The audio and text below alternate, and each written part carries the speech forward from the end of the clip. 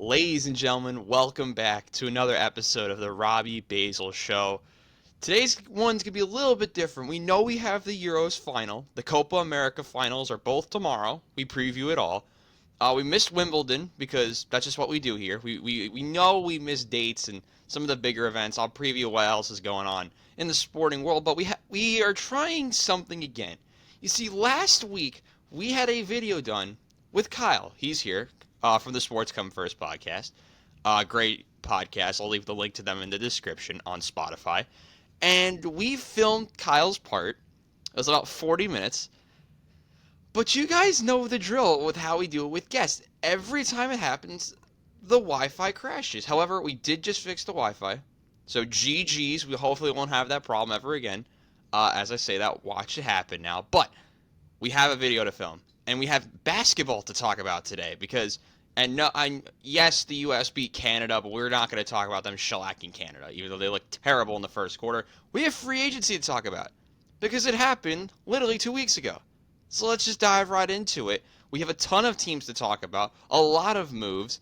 So I'm just going to cut the BS. Let's just get right into it. So, Kyle, we will start off with the Boston Celtics, who went out and won the championship in the most boring way possible, because that series, I think you would agree with me, was complete garbage. I think you would agree with me on that one, but I'll let you kick it off first with talking about quickly talk about what you thought of the finals, and then go into what the Celtics have done in the offseason. Absolutely.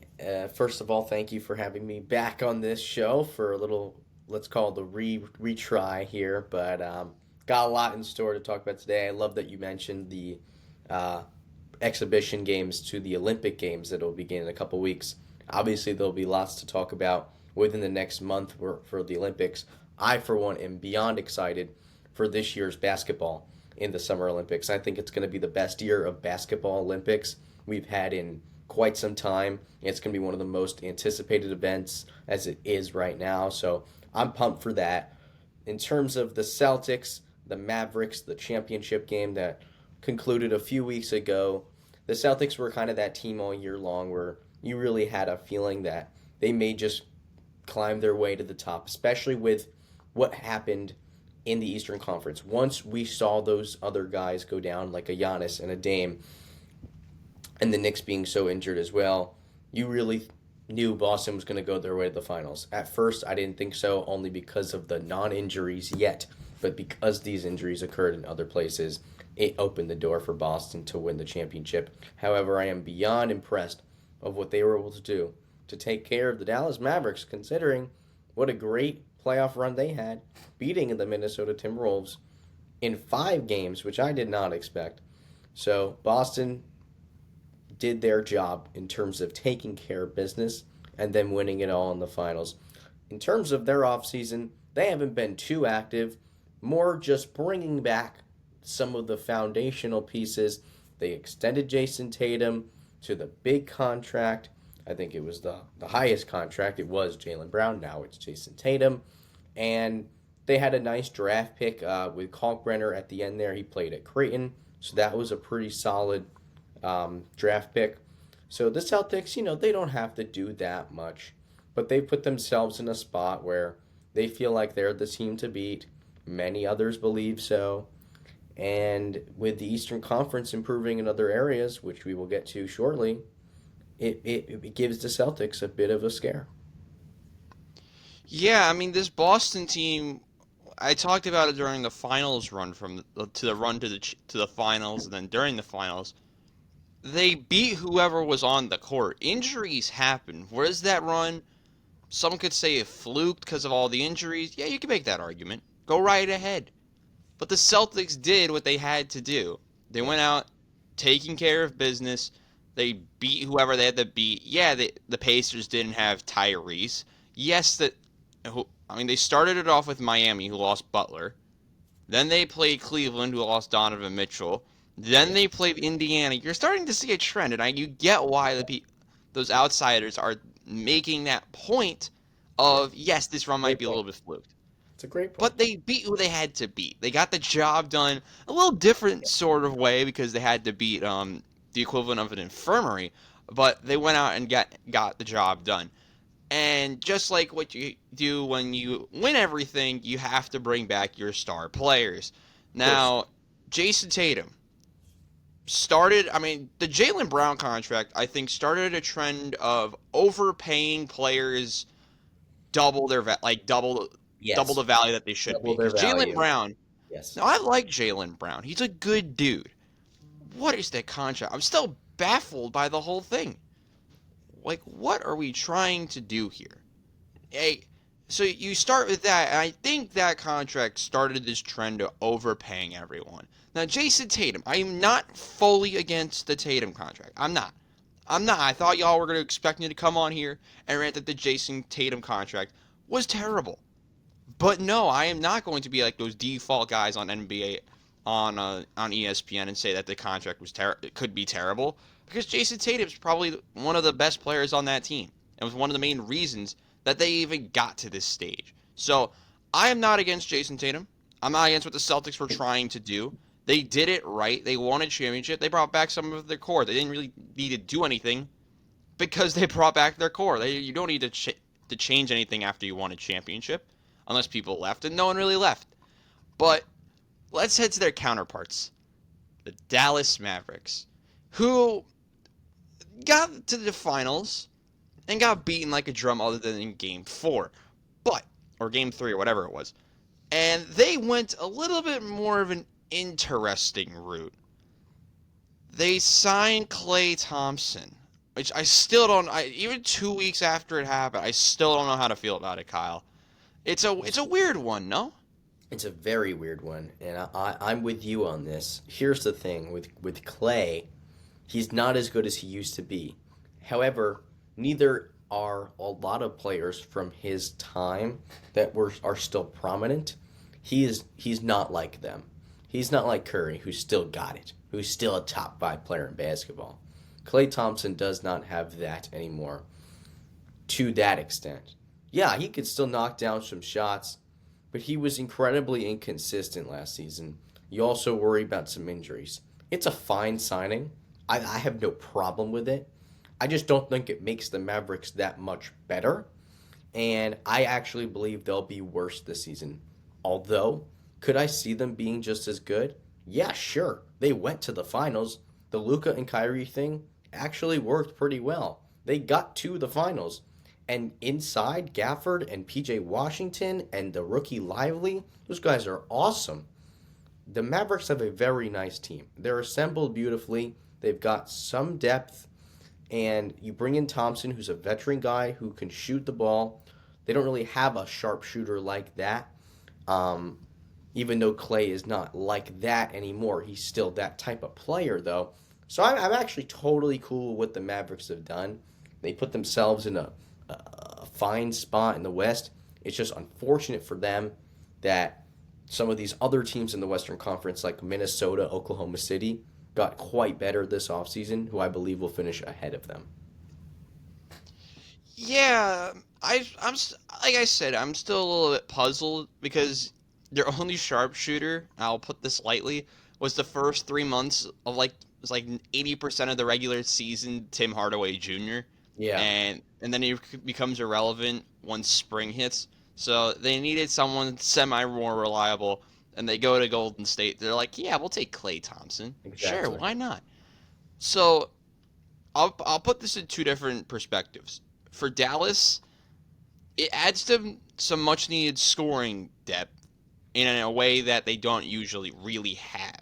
Kyrie and Luka can both get to the basket. They can slither their way to the basket like Kevin Durant. I brought Kevin Durant being a snake for a minute, but you guys get what I mean. They can both get to the basket very well. They can finish in a variety of ways, but they didn't really have that shooting touch to go up against Boston. They decided to go with the veteran influence type of option and sign Klay Thompson. Now, I'm going to be honest, I thought he was going to get a lot more money, but he didn't. I think the term is not bad from Dallas. I think they could have done it a lot worse. So I'm not really going to be that against the signing, but I just don't know, like you said, I don't really think it makes them that much better.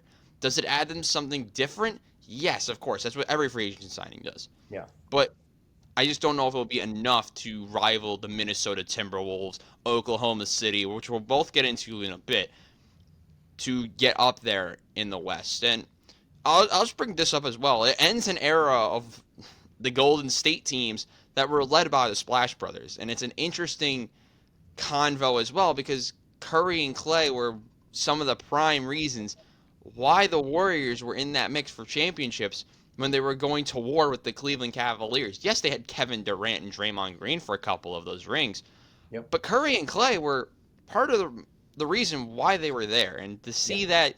duo finally dismantled, it's rough to see. No, Kyle, I'll let you get a second on this as well. Well, I think the point you just mentioned in terms of the Curry Clay combo, immediately I thought of, was this what Dallas was trying to do when they brought in Kyrie to try to make a Kyrie Luka kind of duo? Now you're bringing in Clay as a third guy. And I don't think he's the three on this team. I think it's PJ Washington after what he did in the playoffs last year. And that's a fine three. When your 1 and 2 is Luka and Kyrie, and you saw that it actually worked out, then that's fine. Clay is just there as a veteran presence, a guy who's been here before, someone who could knock down shots when he gets hot.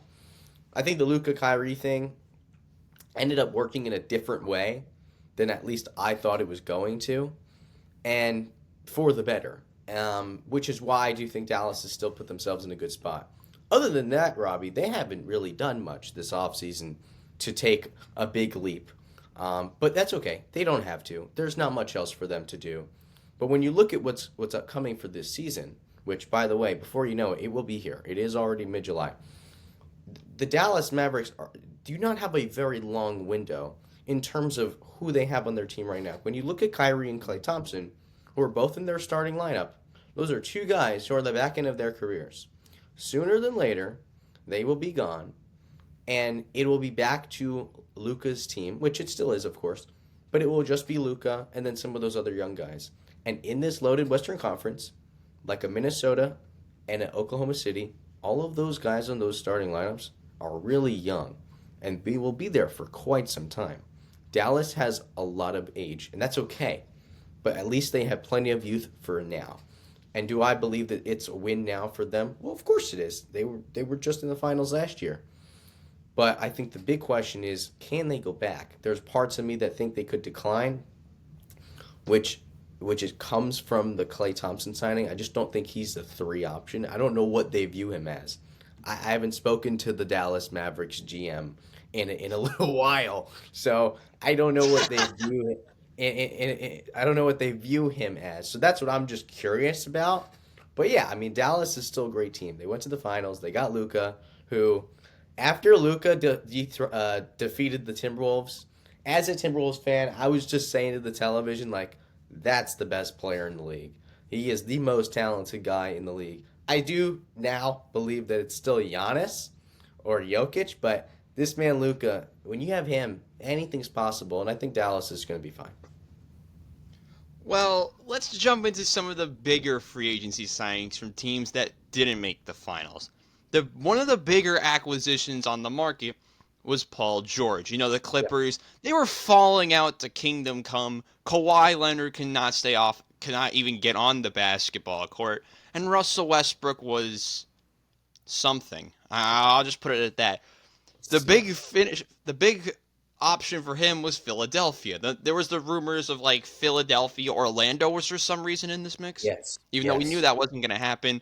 So what does he do? The Sixers.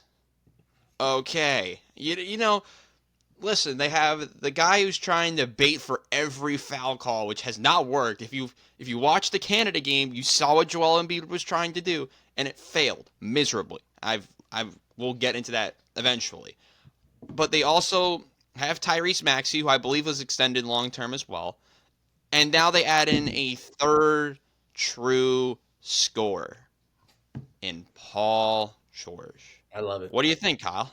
Oh boy, I'm in love with this move, and people who listen to my podcast or talk to me in whenever, I'm always talking about I hate super teams. I think they're poorly constructed. I don't like the idea of things like that. Phoenix Suns are the perfect example. And within the regular season, I was saying to myself, ooh, maybe I was a little wrong. Then we got to the playoffs and y'all saw what happened. But I look at the Philadelphia 76ers and I say, no, guys, this is not a super team. Maybe in terms of the talent level, okay, yeah, it's pretty damn good. But in terms of the way it's assembled, no.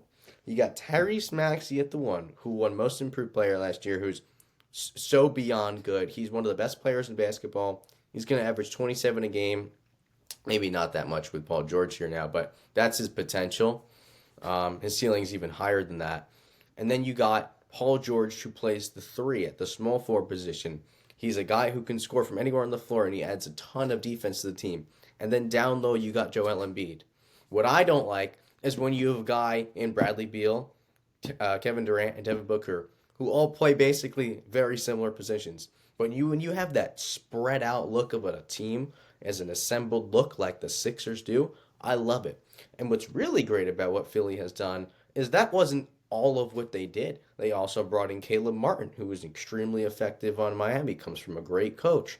And they also got Eric Gordon. You talk about the amount of scoring that this team got. The 76ers are going to be a top 5 team in terms of scoring, and their defense is going to be a lot better with the addition of Paul George and Caleb Martin. And Embiid is obviously still a very solid defensive player. At least he was at one point and still can be. He just is a little bit slower now. But I think Philly has improved themselves. They're by far my most improved team this offseason. And they put themselves in such a huge championship position. Outside of the Bucks, I think the Sixers are coming out of the Eastern Conference. I really do. I just think they're too beautifully assembled. You got Embiid, who I was just talking about, best players in the league. If you want to make the case that he is, go right ahead because he is just that good. So I love what they've done, Robbie. And don't forget, they drafted Jared McCain. And I've seen some of his clips in the Summer League. I'm telling you, this guy's be a good player. He puts his heart out on the floor. He's a very solid defensive player, and he knows how to shoot the ball. So the Philadelphia 76ers had an A-plus offseason. Yeah, Philly, this is what getting embarrassed by the Knicks can do to you. This is what happens when you lose to the Knicks. You actually go out and make moves. And Oh, by God. God, they did. Acquiring Paul George is what they needed to do. They added another. That's you're right. That's how you assemble a big three. Three different Yep, positions. Three completely different positions. A guard, a exactly. forward, and a center. Done. Yep. Easy. Light work. Thank you. Next. And they added Caleb Martin, who I forgot to mention earlier. I really like Caleb Martin. Yes. They added. They fixed the holes that they needed to fix. Now it's going to come down to how it looks on the court, and that's how it usually is with these big three. Because how the hell are they going to look playing together? It's going to be fun, and I think it's actually going to surprisingly work. They're going to be able to rival who's going to be out of the East? Probably Milwaukee. The team we're going to mention next that we're not going to say, we'll bring them up in a moment, and Boston. It will be a four, I think a 3-4, Yeah. maybe a surprise 5 horse race, maybe for the Yeah. East. It's going to be really fun because the East, and we talked about this in the video that crashed, how the West was better than the East, and the East was more front loaded. So Yes. I think we'll be able to see something similar. But let's go to that team that I did not name. Well, hold on, The, Robbie. I just want to say something that came oh, to mind. Um, I'll go ahead. don't you find it very interesting that, at least recently, and we were just talking about how the Sixers were assembled, who, by the way, they also signed Andre Drummond, which was a great signing. I know Oh yes, I almost forgot. lots of teams were interested in Drummond, what he was able to do in Chicago. But I think I find it very fascinating. If you look amongst, obviously, Philadelphia, big sports city, it's amongst the New York and the LA, Miami type of sports town. The way that the general managers have assembled some of these Philadelphia teams within the last year or two is pretty incredible. Phillies are sitting top of the MLB. The 76ers have improved drastically. And Howie Roseman feels like he's just GM of the century in terms of the Philadelphia Eagles roster. I just find it very interesting the way that these Philadelphia teams are able to be assembled. They don't usually win it all, get over the hump at the end. But I think if you were going to look amongst all 4 of these Philly teams and you ask me to pick which one's going to get a championship first, I'm going the Sixers. Yeah, I'm glad you mentioned 3 of the 4 because rip the Flyers. So they are on the up. They did. They're on They the have some up. young players. Yeah, They're people on like the them up. this year. I mean, they're not making the playoffs because the Metro is They loaded. could. They They could. could, but they probably won't because there's 6 good teams in the Metro. But let's stay on the topic of Yeah, basketball. Let's yeah. head to the team that we did not mention, the New York Knicks. They were in shambles a week ago where they lost Isaiah Hartenstein. So they don't have a real center that can stay on the court past 2 weeks. So what do? They re-signed Jalen Brunson? But wait. You're probably reacting the same way I did. How much are they paying this man? Mm-hmm. Literally nothing, Literally essentially. nothing. Yep. What? He Incredible. gets an applause. Hold on. Yes, absolutely. World class player. I Yes. love this guy. I did Yep. not like him for like forever. I don't know what it was, but my God, he became the most likable player that I know of. Jesus Christ. You don't see that in professional sports anymore. Yep. Because usually No. the prototypical athlete, and I'll just go from what I've learned. I've met a decent amount of them, and this is usually what I come up with. Mm-hmm. They're arrogant, they have a lot of talent, and they want to get rich. There you go. Sure. Jalen Brunson, he's good. He lives in New York. It's very. This is the one thing that perplexed me. You live in New York, and you get less money. How does that work? How? When you're You're making the decisions. listen. I hope he doesn't get all that money taxed away. But Kyle, what is your reaction to what the Knicks have done this offseason? Well, I was driving home in the car yesterday. My dad was sitting right next to me, and he was driving, and I was telling him like, "Oh, look, Jalen Brunson got paid." Like in our group chat, actually, I was told, and I saw, I think it was Gans who said, "Oh, 156 million." I was like, and I told him, I was like, "Yeah, Brunson just re-signed for 156 million. I gotta check this because I'm not seeing it, and there's no way, or at least I just need to see it." And I saw Woj tweet. I'm like, "Oh my gosh." He took the pay cut. And it was just, first of all, there's a few things. Number one, mad respect for the guy. I've always loved Jalen Brunson. Amazing player. Absolutely no hatred toward him at all. But the respect level just goes up. Because just like what you said just now, the way things have gone in not only basketball, but in football as well, players are holding out. They're missing training camp. They're skipping OTAs. All of those things, right? Because of the contract. Jalen Brunson wants to win basketball games just like he did last year and go even further. And therefore, instead of getting paid $255 million, he's getting paid $156 million. Still pretty good money. And at the end of the day, it kind of just goes along with the whole market perspective as this player's getting paid this much and this player's getting paid that much. But does that mean that he's as good or better? No. Tatum's getting paid the most by any player in the league history? Does that make him the best player in basketball? Absolutely not. However, it's just the way the market works. But the guys, these players, they have their decisions that they like to make, and Jalen Brunson made the right one because now this opens the door for the Knicks to spend a little bit more money in other places that they may need, like a center, right? And so this is exactly what they had to do in terms of what Jalen Brunson did, made the Knicks probably as soon as he said yes to this deal, that New York front office took a huge sigh of relief and just sat and was grateful for 5 minutes about what Jalen Brunson just decided to do because it opens the door for them to spend money elsewhere and it just gives them a bit more of a relief, especially when OG Anunoby got paid $60 million more. So I think that's something that you got to think about, Robbie. Yeah, that's a great point you brought up, OG, because like I bet you were probably on the same side of this, kind of baffled that the Knicks were even able to pay the money. But if you really think about it, they had to make a move to free up cap space. And it turns out re-signing their best player to less money somehow was the Incredible. way to go. That's one way to do it. But, Yep. a couple weeks ago, Kyle, as we parallel into our next team, Yeah. we brought up the idea of a mattress store. Lou Oh. Lamoriello of the New York Oh. Islanders Oh, loves a good mattress apparently, oh and we God. talked about him falling asleep for half the offseason, other than signing Anthony Duclair.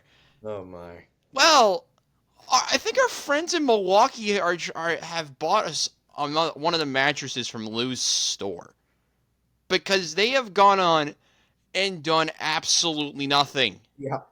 What the hell are we doing? Like, I don't get what they're trying to do. They needed to possibly add something else.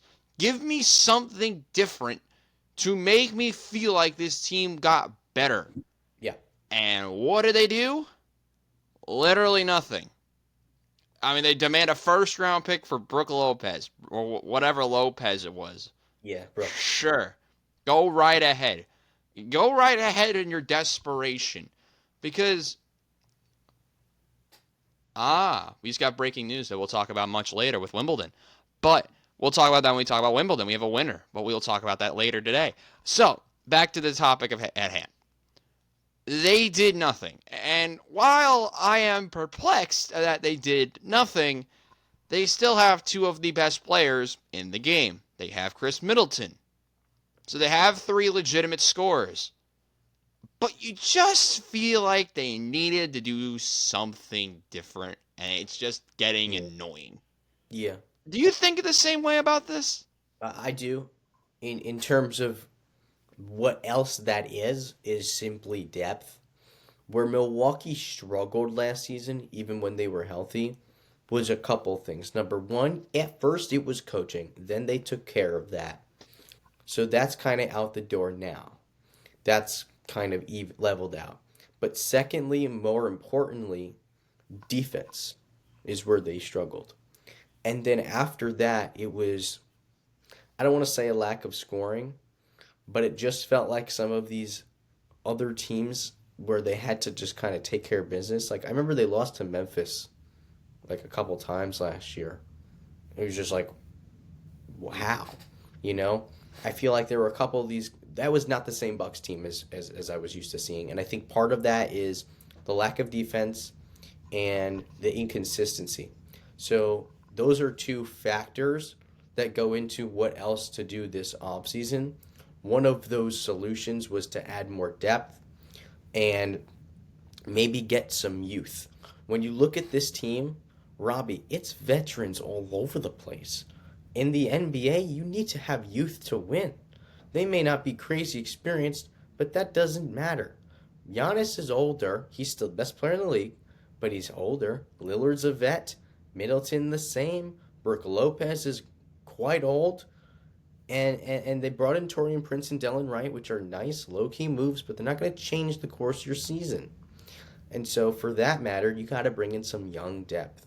See now, if Milwaukee would have gotten a guy like Alex Caruso, like the Thunder did, that would have been awesome. But they did not. So I think that's what they were missing. But as I've told many people, including yourself, they still have prime Giannis Antetokounmpo. And when you still have prime Giannis Antetokounmpo and Damian Lillard at the point guard, who we know can still do his thing because he sure did it last year, was an all-star starter, and you got Bobby Portis coming off the bench, that's their big bench piece. I still think they can win the finals. But you're right. And there's plenty of offseason left. But there sure is something else on this Bucks team that feels incomplete. And I truly believe that's a defense slash scoring, like a 3-and-D guy who's going to come off the bench with a little bit of youth. I think that's what they need. I really do. Yeah, I agree with the 3-and-D Terrence Ross type player where you just need some form of defense, decent scoring, you can play defense. Yeah. Because I think they're asking themselves what the F is a defense because Doc Rivers has just not figured out how to play defense have his group play defense. I'll tell You you got what, something though. else. Yeah, I'll tell you what. If the Knicks would have let go of OG, he'd be on Milwaukee, or at least he should Ooh, be. He should be. ooh, interesting. If the Knicks would have let go of OG, if I was the Bucks GM, I would have called that second as soon as I knew. I mean, I would have tried. That would have been a perfect fit. I would have tried regardless. Like he went, he tested the market, right? He ended up being a free agent. If I was the Bucks GM, I'm really hoping I called him. I really I really hope I did, or I would have. Um, totally would have been an awesome fit. Yeah. Yeah. Well, you mentioned a move that you liked, and that was the addition of Alex Caruso. And that's where we're heading next. We're heading to Oklahoma City, where they got the 1 seed. We all thought it was a fluke. We don't know. They needed to do something to get themselves back to where they were, and they did it with a couple interesting moves. Acquiring Alex Caruso to play defense and give them another option in scoring is perfect for them. But they did one of my favorite moves that they could have possibly done: signing Isaiah Hartenstein. Now, we don't know if he was. I don't know if he's going to be the same type of player that he was on the Knicks, because that's just the way it is. It's just me being Yeah. worried about some of the free agents. But I think it's going to work. In reality, I think it might work. They signed it to, I think, decent term. They didn't really screw it up. So they addressed the need. They got a big forward to pair with Holmgren. I Yeah. think they did that right.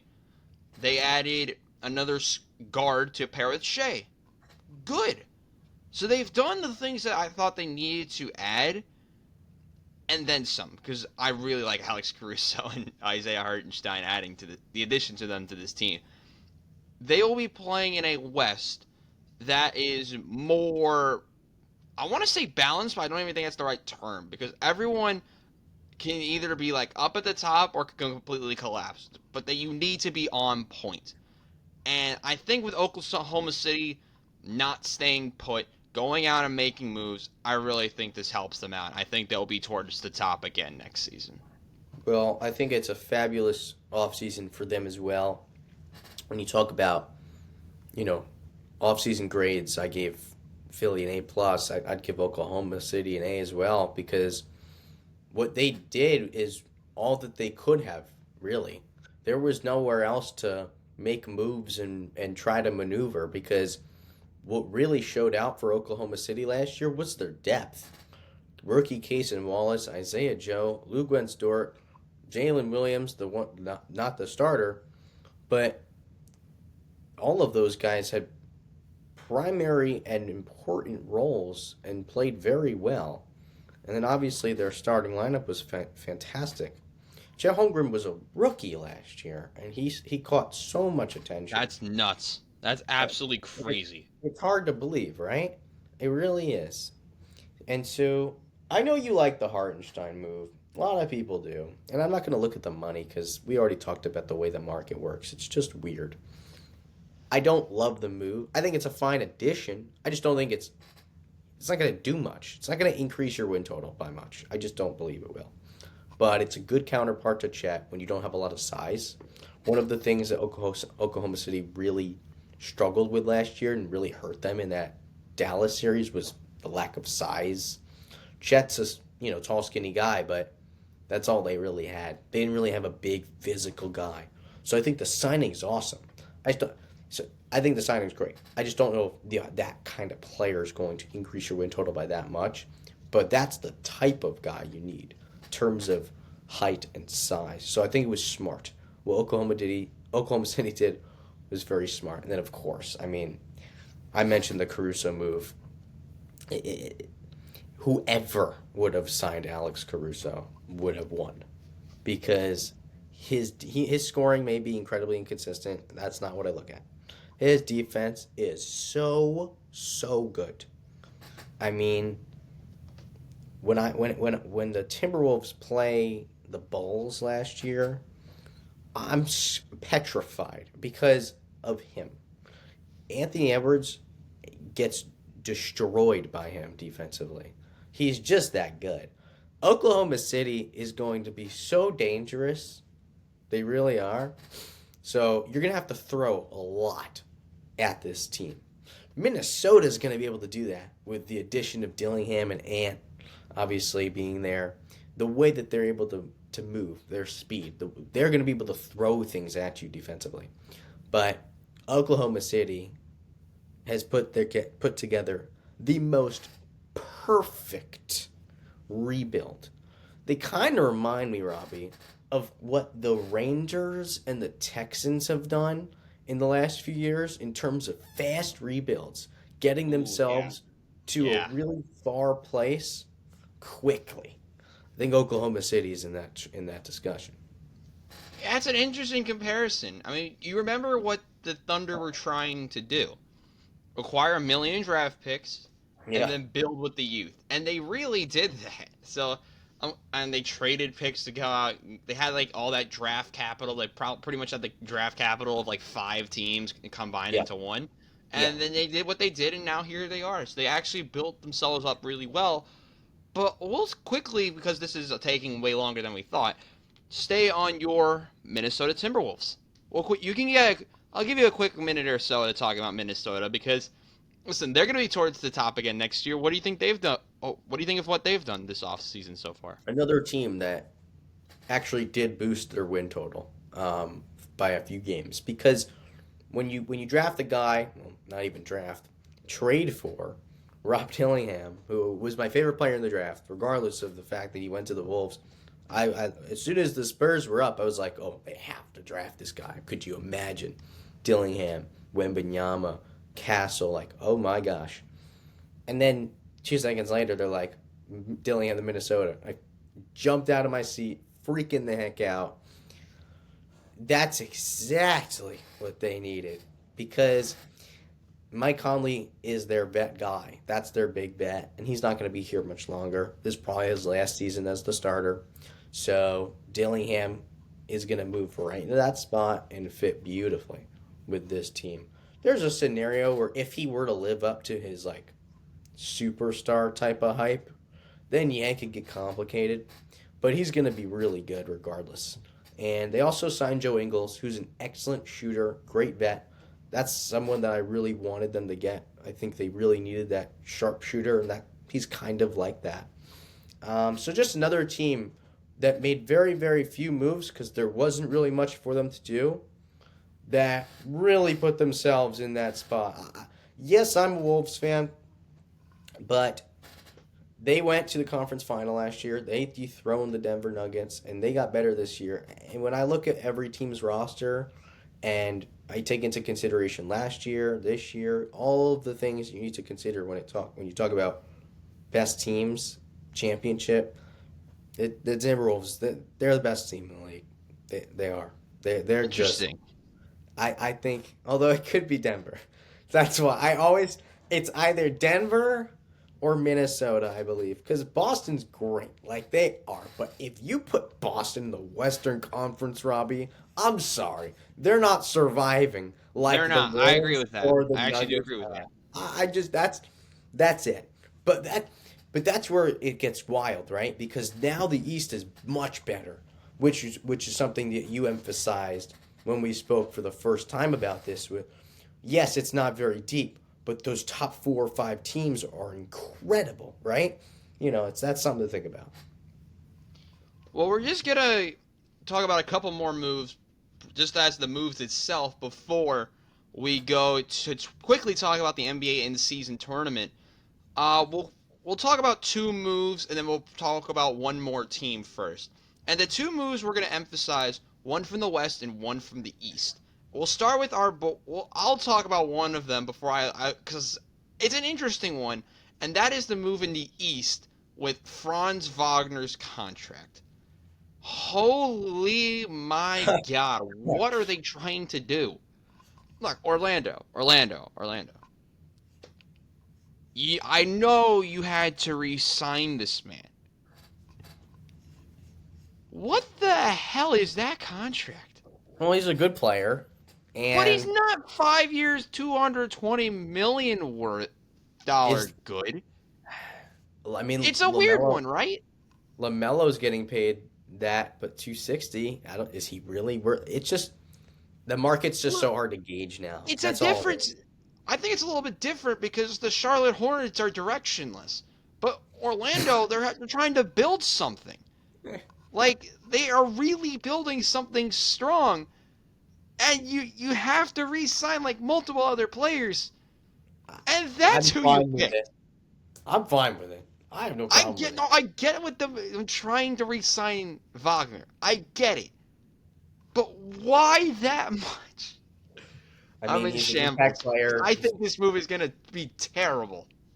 He's I mean, good, but not 40 something that's million a year worthy. probably he was probably eligible for that, and He was. that's what he wanted. And as we know, it's just the way the market works, with the rare exception of a Jalen Brunson. It just that doesn't come along or occur that much. Um, Orlando, see now, also Robbie, why they did that is they probably were sitting a lot of money aside for a little while, They considering their actually youth have been. They have a lot of and cap space. the Paul George thing, right? Possibility, and now they said that didn't occur. So Wagner, here's your money, right? So they had it. They were able to do this move. You talk about that fifth team in the East, right? When we're talking about that we got that This is top four, exactly what right? I was thinking of. Next, I love Cleveland. I would put them as my fifth team, but Orlando has a very strong possibility there. That series went to 7 games last year. The Cleveland Orlando It was a series. lot of fun. That series was a lot of fun. It was not It watched really really, but it was. was great. And when you look at like Philly, Milwaukee, New York, and Boston, and those teams have the best players. But then you look at Cleveland, Indiana, and Orlando. There's a scenario where the next best player is Bancaro, because he's so young Yeah. and he's just nasty. He's just nasty. I mean, if you watch him back at Duke, you saw all the highlight reels. He's the real deal, and I think he's going to be one of the main reasons why Orlando stays. But we'll parallel from Orlando to our friends out in Sacramento. Now, last time we talked Yes. about this, I said Yes. Sacramento needed to show me something. Prove to me their legitimacy, damn it. hmm And what did they do right after that video failed? They signed DeMar DeRozan. Incredible. Good What? contract. Oh, it's brilliant. Listen, with Sacramento years ago, they were the epitome of not knowing what the hell they were doing. Pretty much. And Jesus Christ, they figured it out. Why? Why now? Why? I mean, listen, I'm glad they figured it out. I'm glad they signed DeMar DeRozan. It took you this long to figure out how to run a team? Well, they Jesus made the Christ. playoffs 2 years ago as the big surprise team, right? It was. They And were. then last year they missed. They missed it out because everyone got hurt and then everyone underachieved and then the West was loaded. You remember Exactly. that. Exactly. But they did some they needed, the replacement for like Harrison Barnes or whoever the hell it was there. And where did they Yes. go? A sign and trade with the Bulls? What? Listen, we can talk about the Bulls dismantling and them going to be failing at dismantling, but my God, Sacramento. Here's Well done. here's the problem. Congratulations. Here's the problem with Sacramento. Oh, you Offensively, this is beautiful, and the move is awesome. DeMar DeRozan is still the mid-range king and is averaging over 20 a game in Chicago on a bad team. He's now playing, and you look at this, Robbie. Do you see a similarity between Sacramento and Philadelphia? It's because you got the point guard, the small forward, and the center. That's how you build a team. So I love what they've done. And Keegan Murray actually has lived up to, I believe it was the third or fourth pick when he was Yeah, that drafted. sounds Because, about right. boy, that guy could shoot the ball well and plays halfway, solid defender. And Kevin Herter also. And, of course, Malik Monk coming off the bench, who was amazing last year. But here's my problem with Sacramento. They have no defense. There is none. They lost Harrison Barnes. That was your nice defensive player.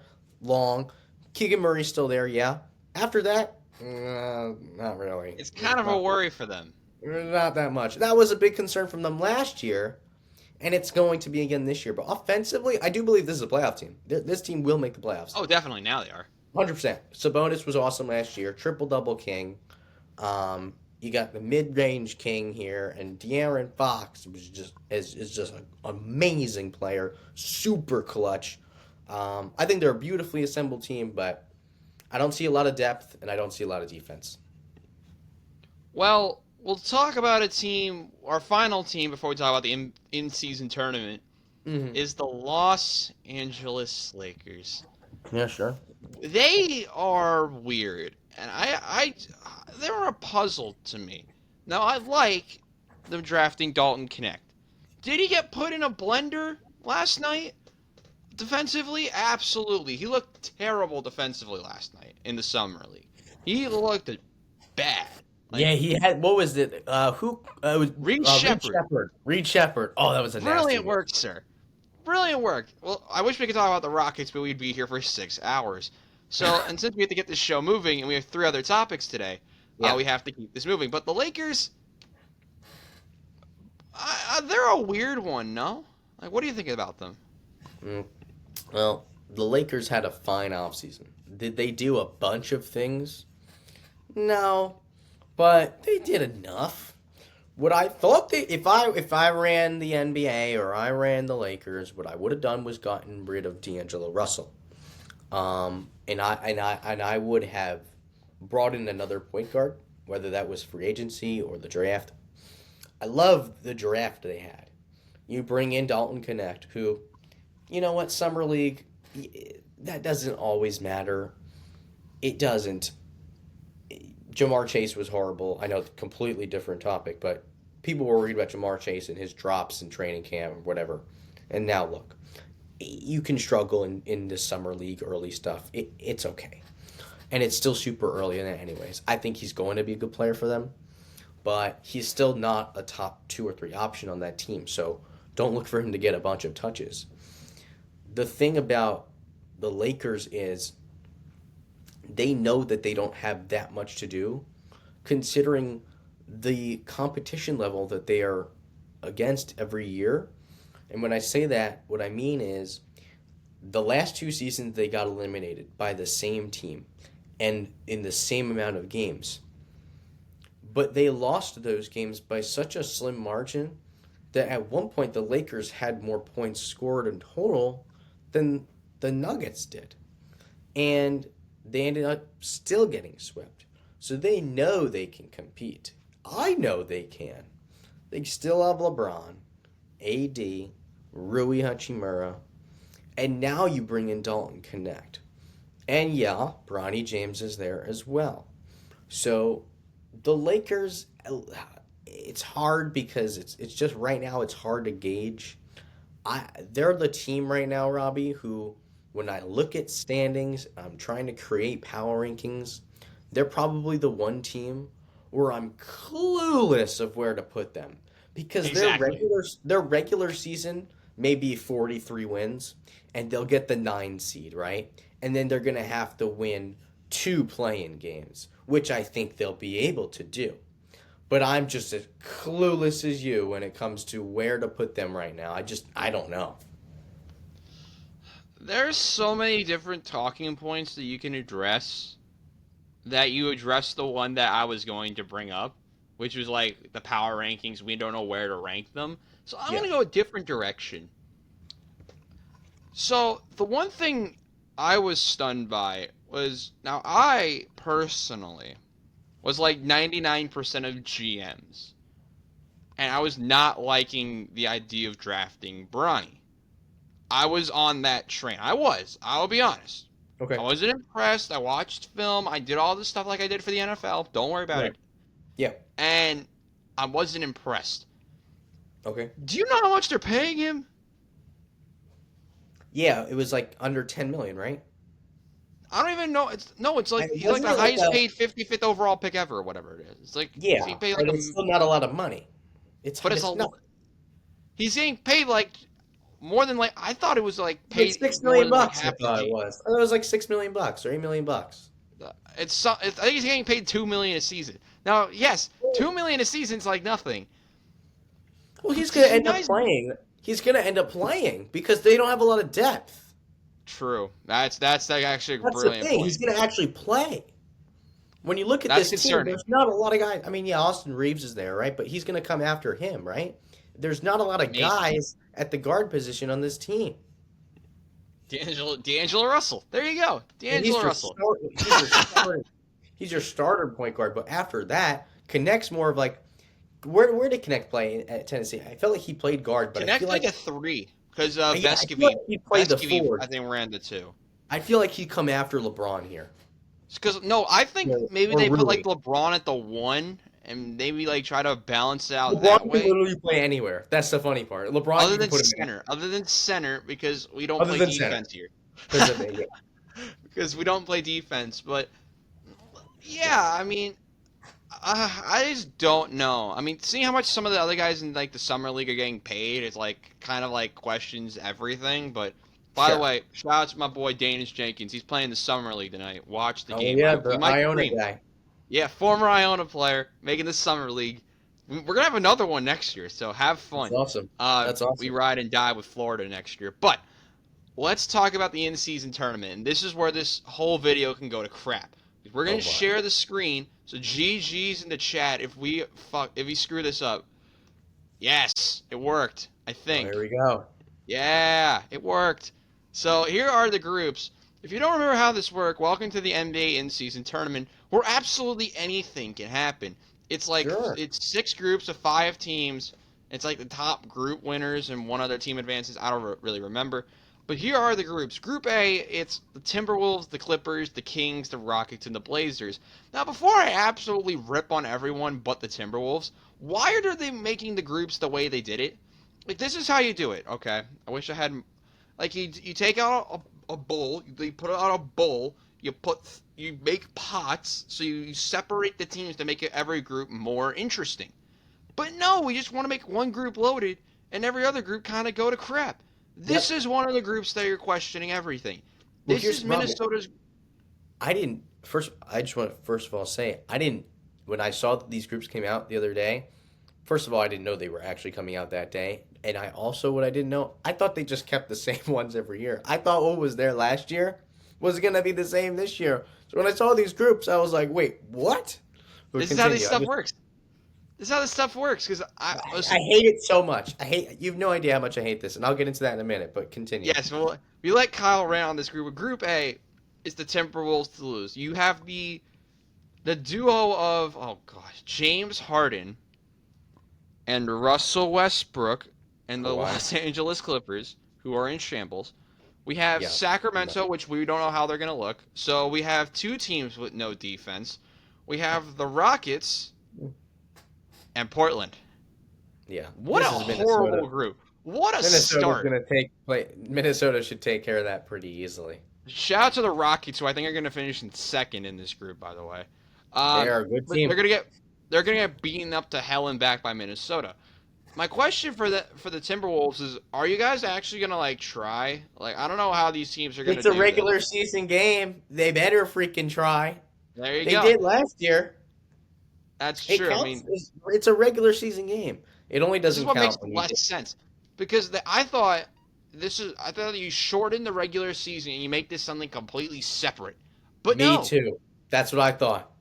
because I don't know if you watch soccer, but there's Exactly. something called the Champions League, where like you Right. play your group and then you go to Okay. the knockouts and you go to like Right. some other dumb countries and you do that. Okay. Here's what you do: you combine this with the Euro League. Done, easy. But hmm no, we want to keep. I've always been a big fan of that idea. But back to the group at Yeah. hand. Minnesota's going to walk the group. Nothing else is going to happen. Houston might finish in second, but because of the stupid point differentials and like how all that Oh works. God, yes, I hate those things. Yep. Well, no, I'm gonna shut up. I'll let you talk about how bad the in-season tournament is. Go Yeah, ahead. no, I hate the in-season tournament. What you just said is exactly the thought that I was thinking in terms of what this should look like. 72 game regular season. Yes. You when January, sometime December, January comes around, you gather if you're going to do any sort of in-season tournament. I don't think there should be at all, but if there's going to be something, here's how it should look. January, December, whenever the heck you want to do it, go ahead. Take a couple weeks or however long you need. Do like a March Madness type of bracket. That's what you got to do. That's kind of like that, or like a small series between each. I'm okay with the group look. Here's what I don't like. If you're gonna one of those ideas that I just threw out, anything like that. What I don't like is the fact that it's not separate. It's still regular season, point differential.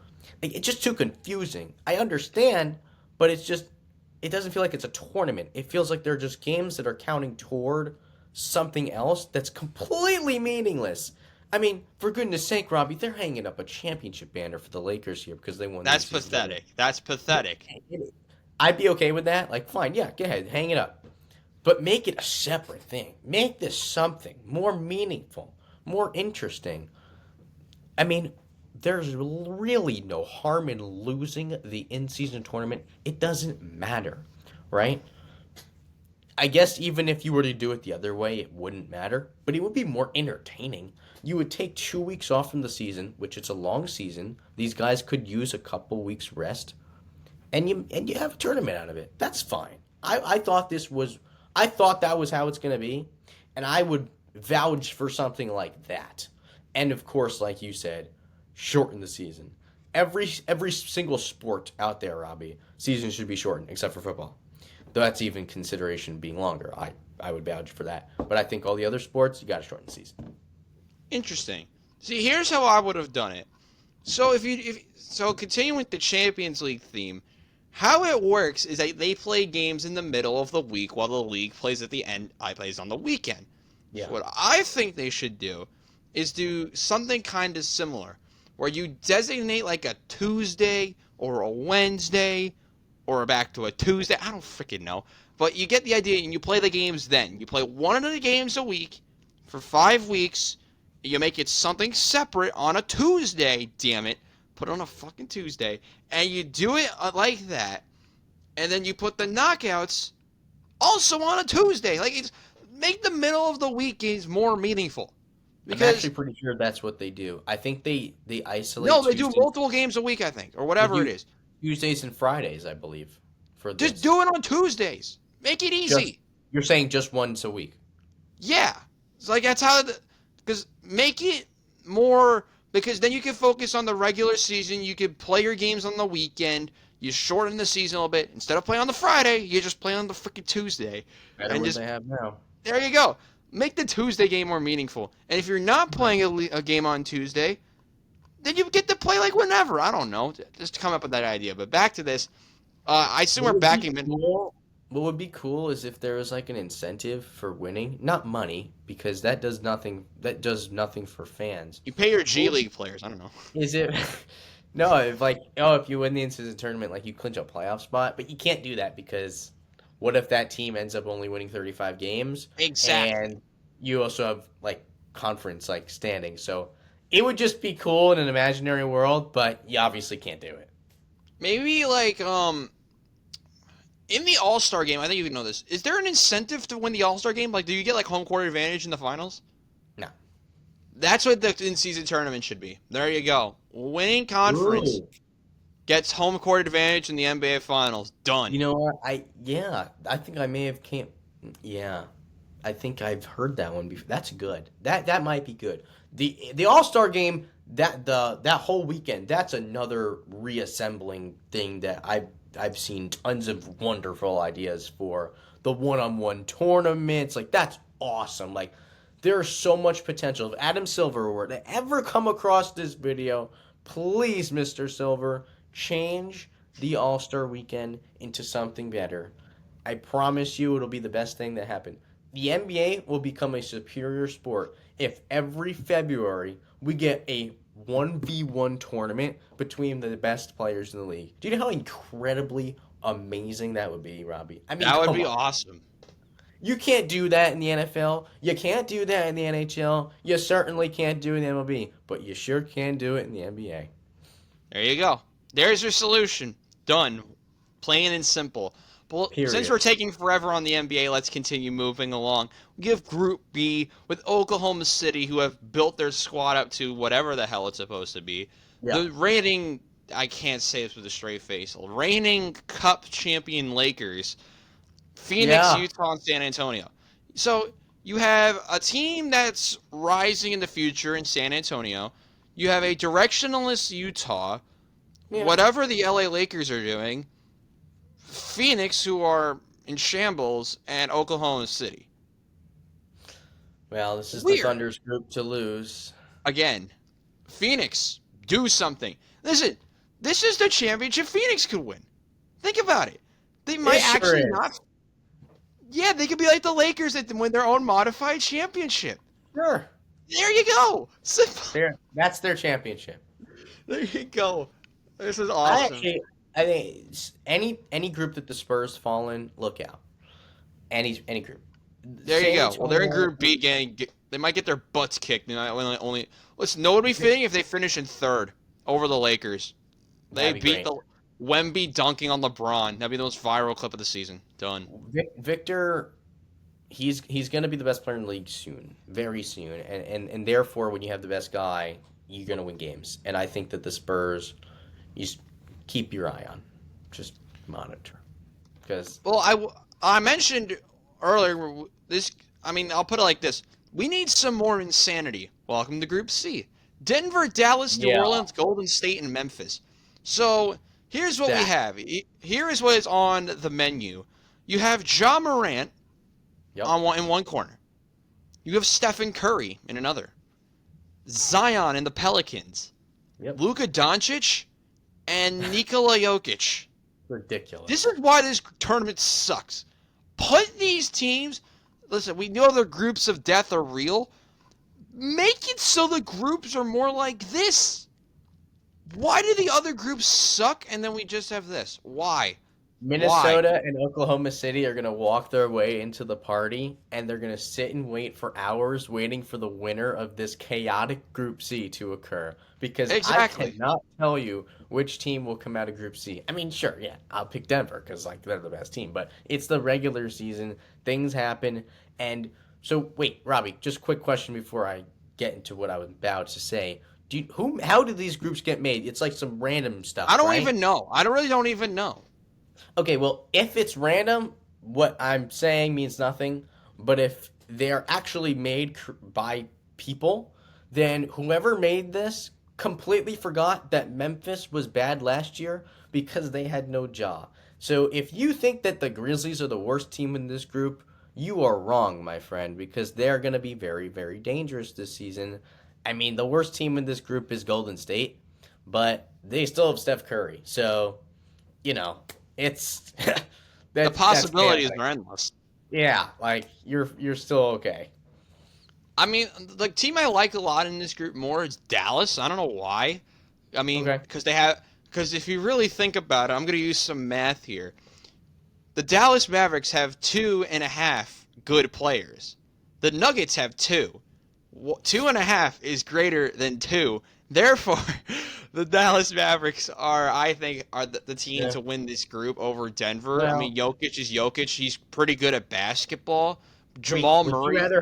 would you rather have Dallas's three or Denver's three? And who are you including as Dallas's third? Well, who are you including as Denver's third? Because this is a good. Aaron Gordon. So the third for Dallas, you can make a. You could either pick. You could pick whoever really. I'd go I Washington. complete. Who would you go with? You go with Washington. Yeah. I forgot Dallas doesn't play defense. I completely Well, that's forgot not Dallas. true. They're a good defensive team. But yeah, but you're not. You have to guard Nikola Jokic, who's good at basketball. Yeah, no, never mind. Denver's winning this group. The team to watch, of course, is Memphis. New Yeah. Orleans. We don't even know how they're gonna look anymore.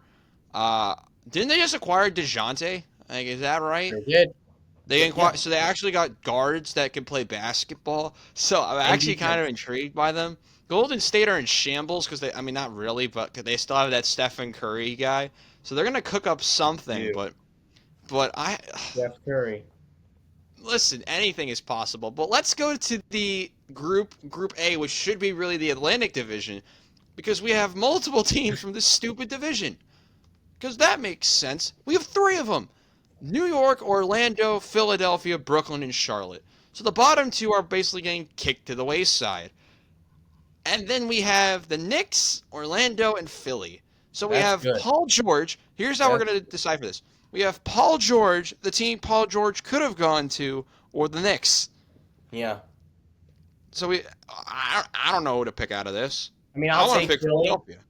only because I'm big on them right now.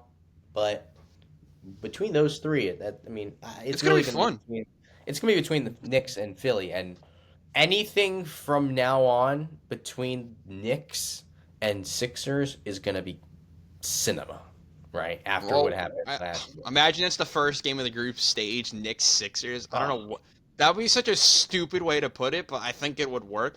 The team to watch out for, of course, is Orlando. Like they can make some real noise, really hmm make me kick myself in the face after the Wagner contract. But listen, anything's possible.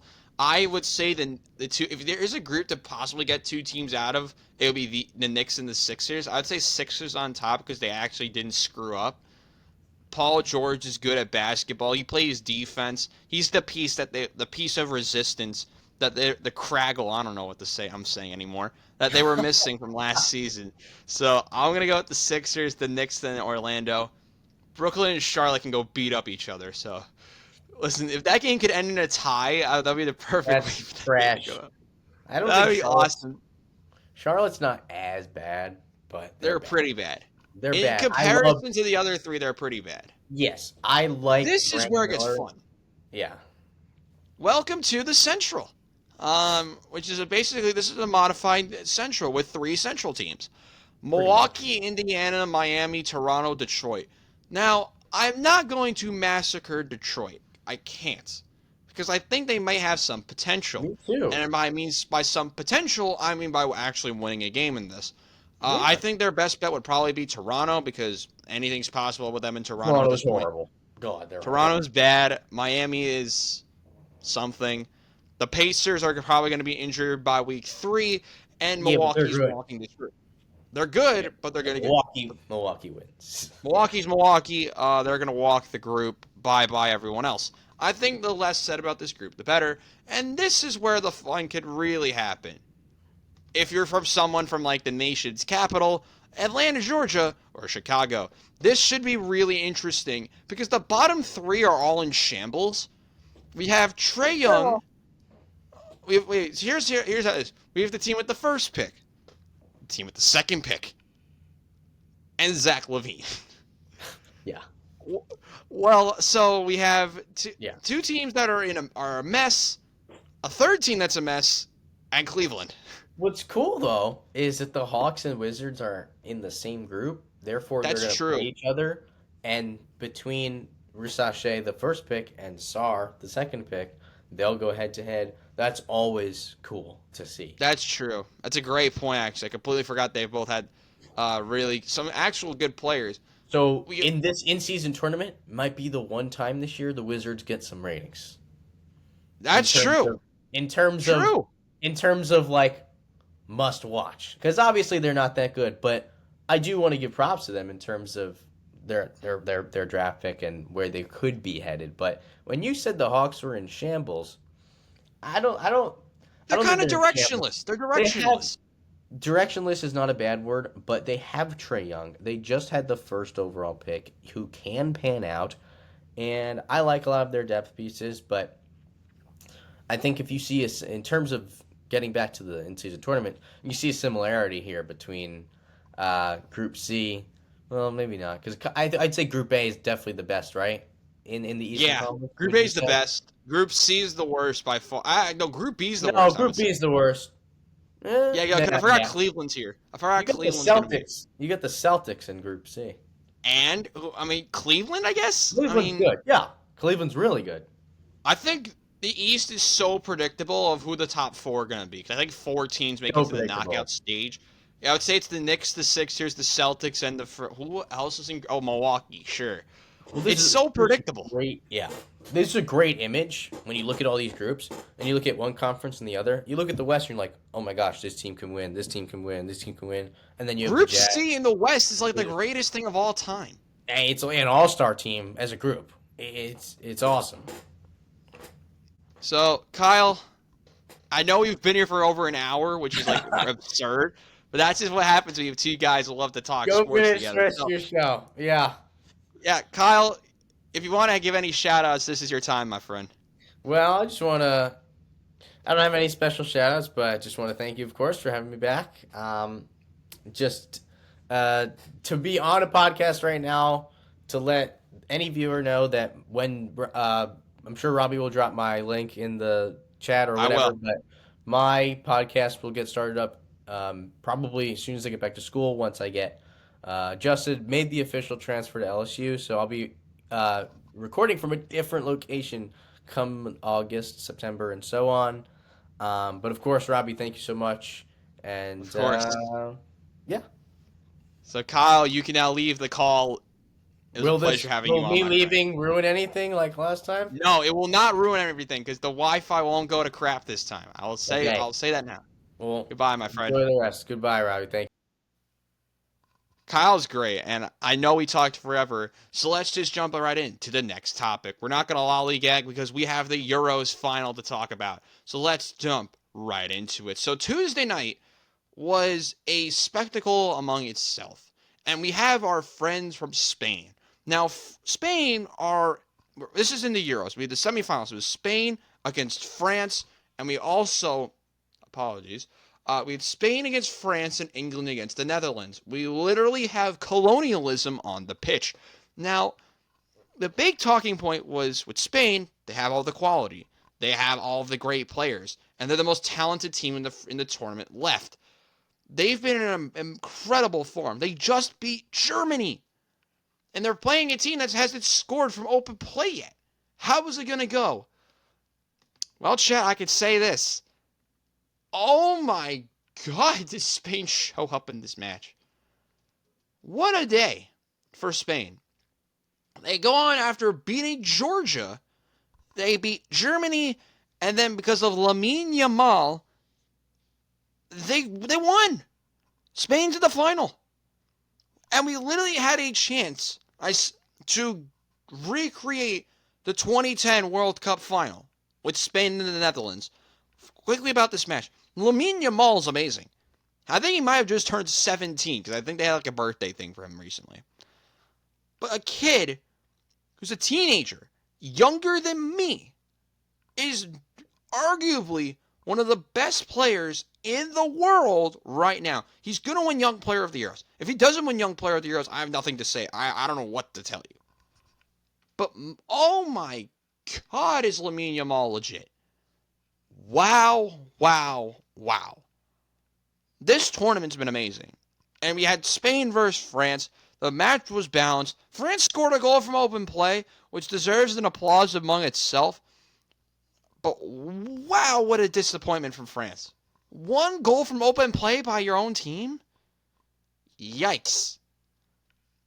But Spain, they did the job they had to do, and that leads us to Wednesday night. It was a spectacle among itself. England against the Netherlands. The Netherlands with the best fans of the whole tournament. They've had the greatest support for the whole tournament.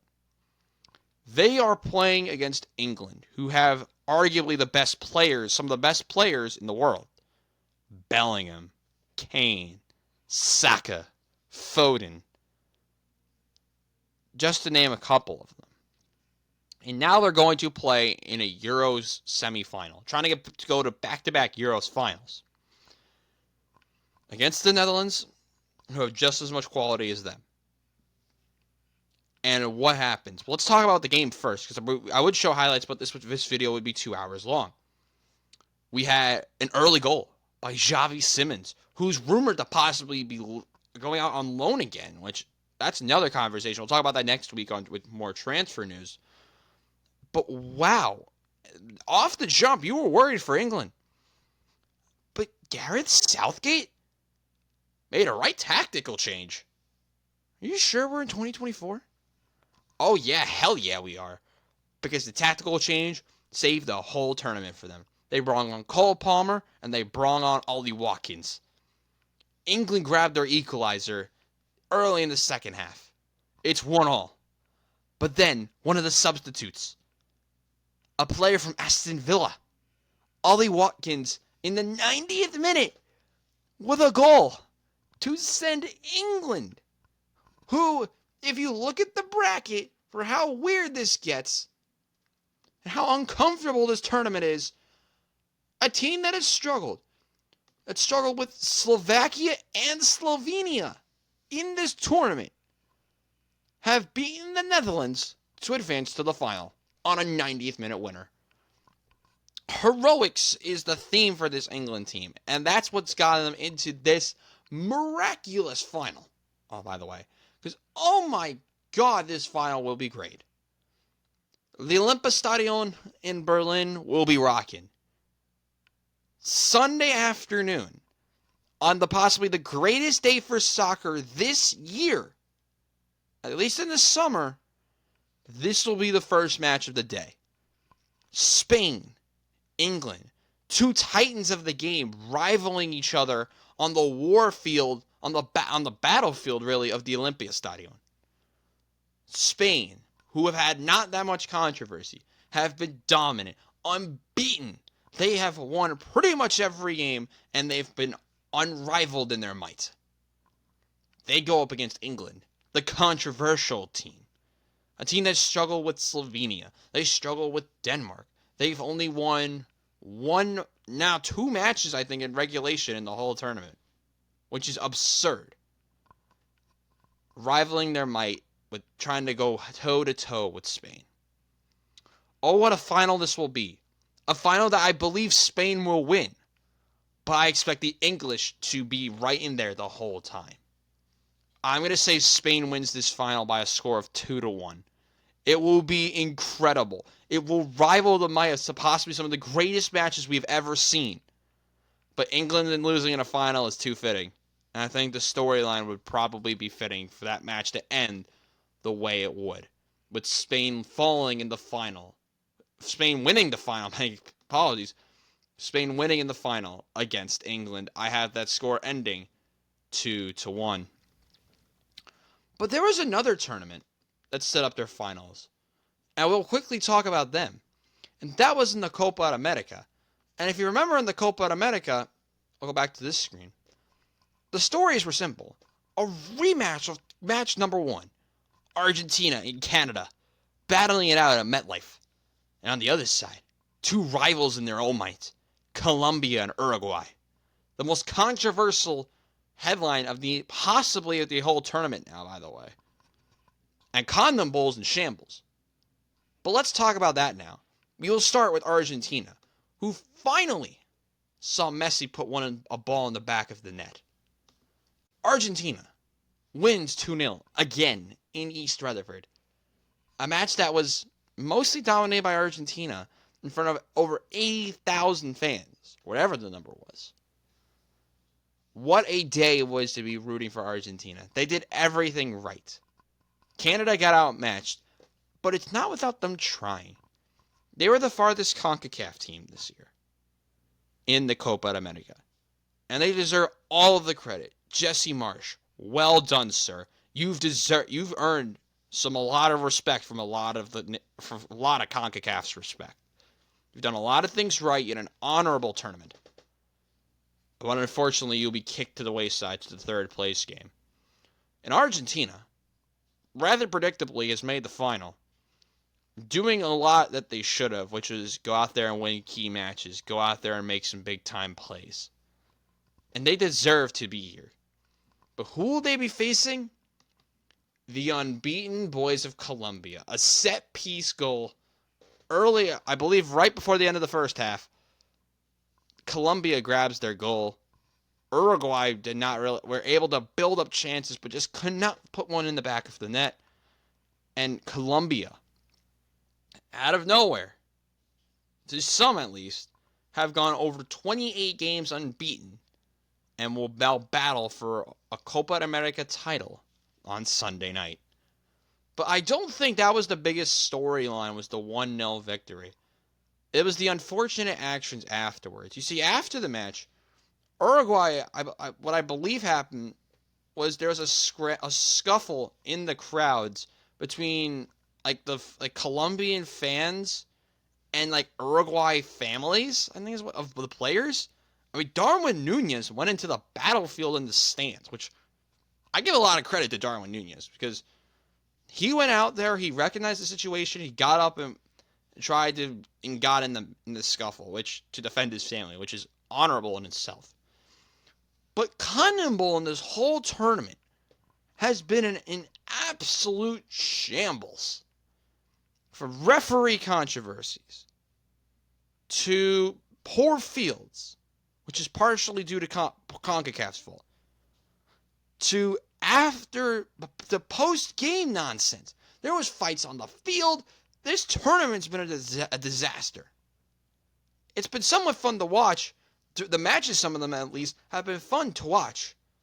But just the antics during the game.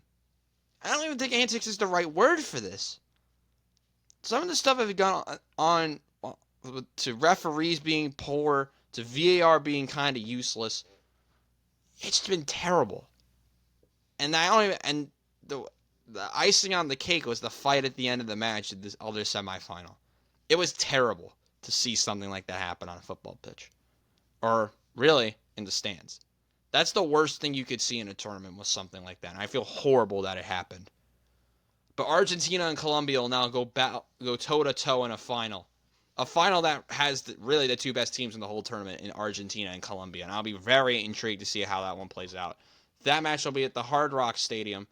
We also have the third place game, Canada-Uruguay, which should be interesting at 8 o'clock. But 8 o'clock Sunday night, it's Argentina against Colombia. Before we go into Wimbledon, our final topic of the day, we got some news. And this is why I'm wearing the USMNT shirt. Greg Berhalter was fired. And what a feeling it was. And I don't know if I talked about this in the last video, but I'm going to talk about it again anyway. Because it's the biggest news that this federation has had in 8 years.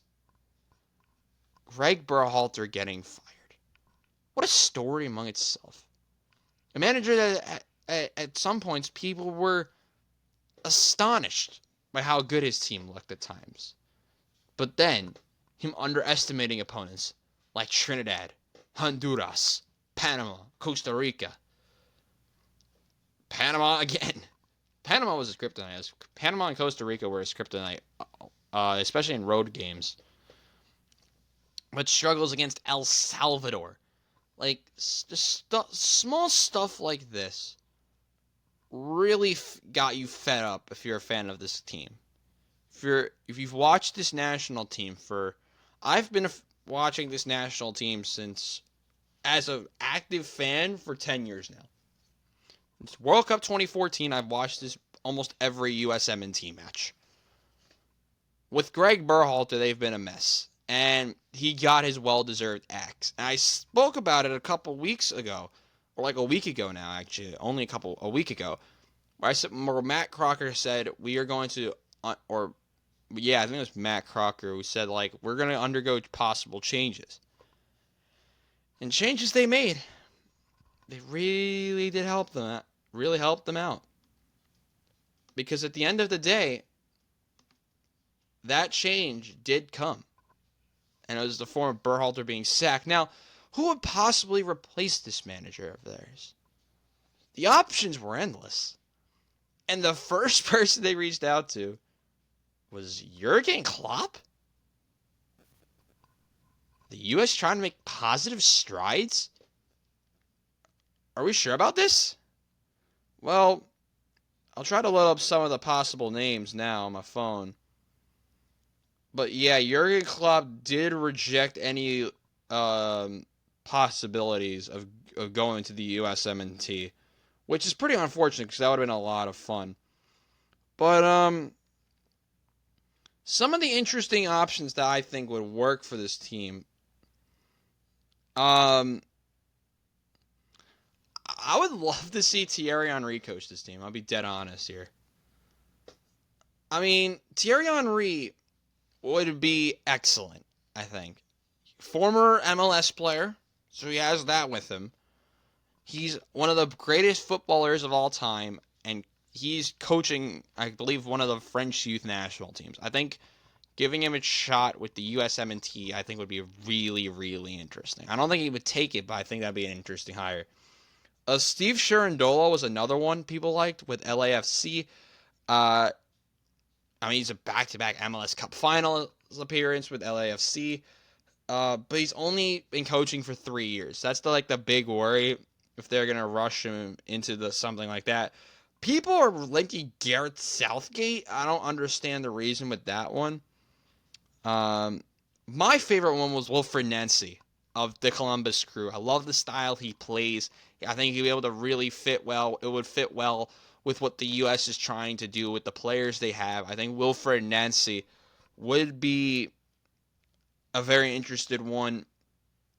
I mean, they're trying to become a continental juggernaut, the Columbus Crew, and it's led by Nancy. And with his, as the article says, this article I'm reading says his free-flowing, fun style of play, I think would be perfect for what the U.S. is trying to do to get out of Berhalter ball. The case against him is that he's only had 3 full seasons, and he's never been really around the international locker room or coached outside of the United States. That could be the worry.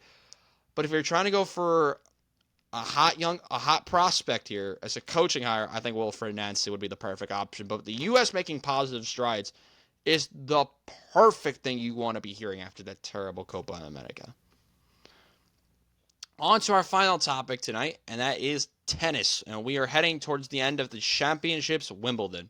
Now, last time we were here, we were talking about the quarterfinals. We had Ostapenko against Krejcikova, Rybakina Svitolina, Sun and Vekic was already done, and Paolini faced Emma Navarro, which led us to eventually to semifinals with Paolini and Vekic, Rybakina against Krejcikova, and a final of Krejcikova against Paolini.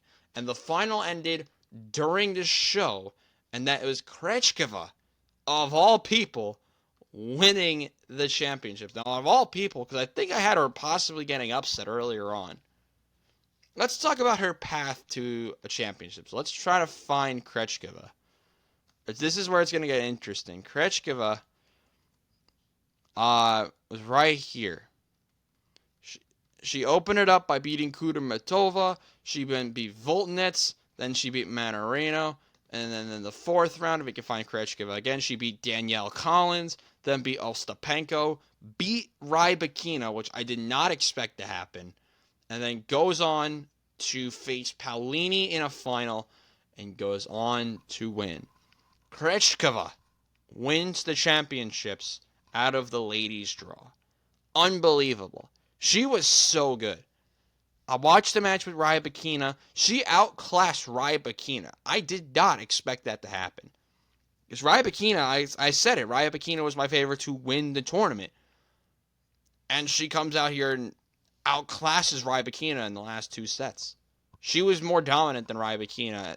And then she went out against another great player in Paolini and goes out and beats Paolini. So Krejcikova gets all the credit. She comes out and wins the championships. But on the men's side, it's a little bit more interesting. Last time we were talking, we had this matchup going on. Alcaraz against Tommy Paul. And I talked about how Tommy Paul has a good chance of winning. Well, he got outclassed in the last 2 sets, loses in the 4 to Alcaraz. Jannik Sinner lost to Medvedev, and then Alcaraz beat Medvedev. So that was the top half. But on the bottom half of the draw, you had Taylor Fritz lose to Lorenzo Musetti, and then De Minaur withdrew, so it was a walkover for Novak, which then leads him to beating Musetti, which sets up this final. A Titan of the past versus the Titan of the future. Alcaraz against Djokovic. I'm trying to say it right with the Alcaraz. I'm trying here. And what a match this will be.